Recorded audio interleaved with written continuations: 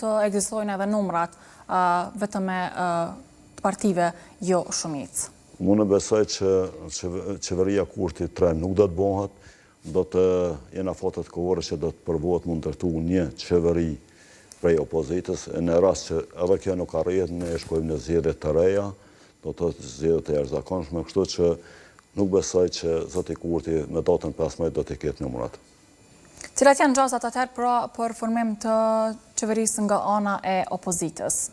LDK, fillimisht duke u bazu në numrat pas certifikimit të deputetëve, gjasat janë që ma letë mund të bëj një qeveri opozita se sa Kurti 3 mendo. Kur dijen që VV-ja ka 48 deputet, ndërsa të 3 partitë opozitore kanë 51, plus me minoritetet jo serbe janë 61.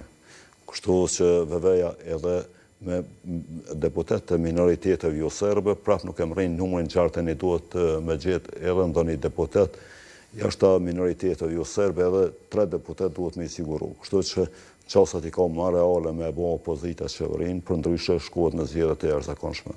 Po thoni që mbasi është më lehtë të bëhet qeveria nga opozita, por nëse ekziston insistimi i LDK-s në postin e kryeministrit, ashtu siç është potencuar? Aty më vetët në besë 2 partive më të mëdha, PDK-s dhe LDK-s, arrinë një gjuhë të përbashkët, në qoftë se nuk arrihet, shkojmë në zgjedhjet e jashtëzakonshme. Pra, zot Ibrahimaj, si AK nuk do të keni ndonjë kërkesë më specifike sa i përket posteve politike nëse ndodh një koalicion një partive opozitare? Ashtu si që ka thonë edhe zoti Haradinaj, në asnjë raton nëse arrihet një marrëveshje mes të PDK-s dhe LDK-s, aleanca nuk ka as edhe një kusht për formimin e qeverisë së opozitës. E qartë, gjithashtu nesër do të ketë edhe një takim të kryetarit të Kuvendit Kosovës Glau Konjuvca bashkë me kryetar të partive opozitare.